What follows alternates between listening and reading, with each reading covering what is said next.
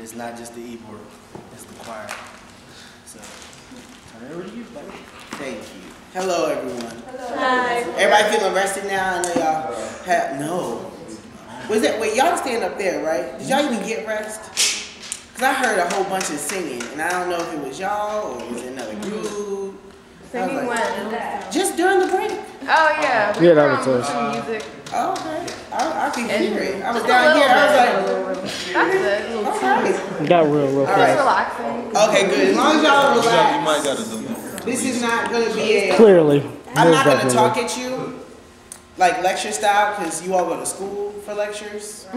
You know, Amen. We're at a retreat and we all need to participate. Amen? Amen. All right. So, first order of business is to Clarion. Where y'all at? Wave your hands. Wave your hands. Okay. Some of you all were at the concert in, when was that? February 6th? Right? And I kept saying Clarion, and afterwards, Darren got on me, and I said as soon as I had the opportunity, I would apologize. It is Clarion. It is not Clarion.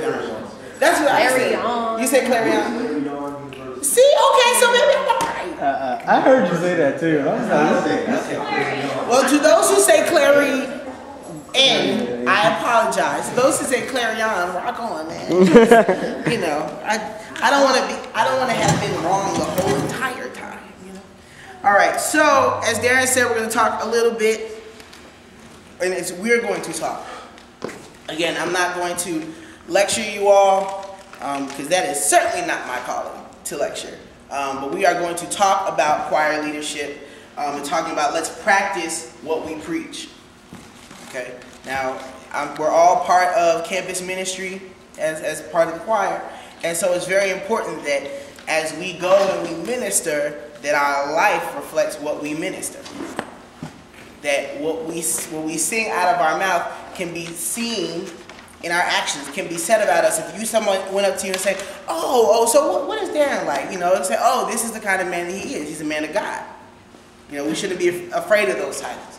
So we're going to be talking about choir leadership today. And then there's my name, and I'm a clinician. So we have two objectives today, and Darren did kind of talk a little bit about it, to provide choir leaders and choir members with personal anecdotes on leadership in collegiate gospel choirs. I've had years and years of experience working with college gospel choirs, and I'm going to talk about that in a little bit. So I'm going to give you some of my personal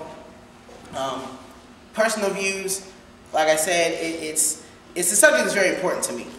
Very, very important to me, and because two reasons. One, as college students, when we're in college, it's an opportunity for us to grow and to understand who we are. But as Christians in college, it's an opportunity for us to grow in God, to understand who God is for us in our life. And you know, a lot of us grow up in the church, and then we feed off of other people's relationship with God. But it's really to help us to get our spirituality and our relationship with God together. So we're going to be talking about some of the little things that it takes to be a leader. And also we're going to facilitate an open and honest discussion. Open and honest discussion on our faith walk as it pertains to campus music ministry. Okay? So one of the things that I always have to do when I speak anywhere is answer one very fundamental question. Who is this guy? Because when I go to a retreat or when I go to a conference, I want to know that the person who is speaking has some experience, has some knowledge, is not just going to say, you know, a bunch of nonsense, but they have something to share. So I always give a little background about myself, and I think that will help in the context of today. I've been in music ministry for over 20 years. I am young, and as most of us, we started singing when we were 2. You know, that's what everybody says. I started singing in church choir when I was 2 years old. So I've been in music ministry for a very long time, and I've directed choirs for over 10 years. The first choir I directed was when I was 7. So, you know, back then that was really just, okay, sing whatever, I'm just going to wave my arms, you know. Now, there's a lot more knowledge, a lot more depth to it. I'm a singer, songwriter, producer, vocal producer. Justin, wherever he is, like he mentioned earlier, we grew up in the same church. I was actually part of the group that he talked about earlier, and we've been working together for a very, very long time, so that's my boy. Hopefully he'll wake up and get here. And then I've sung behind, shared the stage with, and opened for a lot of major gospel artists, including the following: Kirk Franklin, Ken Clark Sheard, Donnie McClurkin, Mary, Marvin Sapp, Maurette Brown Clark, and Tone. So, been doing this, for a little while, and it's really helped me to grow, and God's really blessed me to be in this position where I am, to be able to talk about this kind of stuff. But one of the other things I also recognize is it always hasn't been this way. I haven't always walked exactly in where God wanted me to walk. Even when I was directing choirs, even when I was in music ministry, proclaiming the Lordship of God, was ministering to people, I also did some other things that I probably shouldn't have done. So here's some examples. I opened for Nas back in 2003, opened for Joe Budden in 2004, Jen the MC from BET, and T-Pain last year.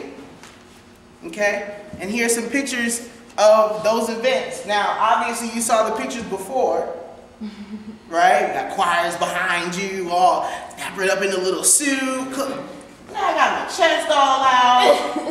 I'm trying to look gangster thug-like, and this is something that I am not proud of. I'm not proud of. Because as a music ministry leader, this is confusion. I'm getting in front of people and telling them, you gotta live for Christ. God is everything. You don't need anything else.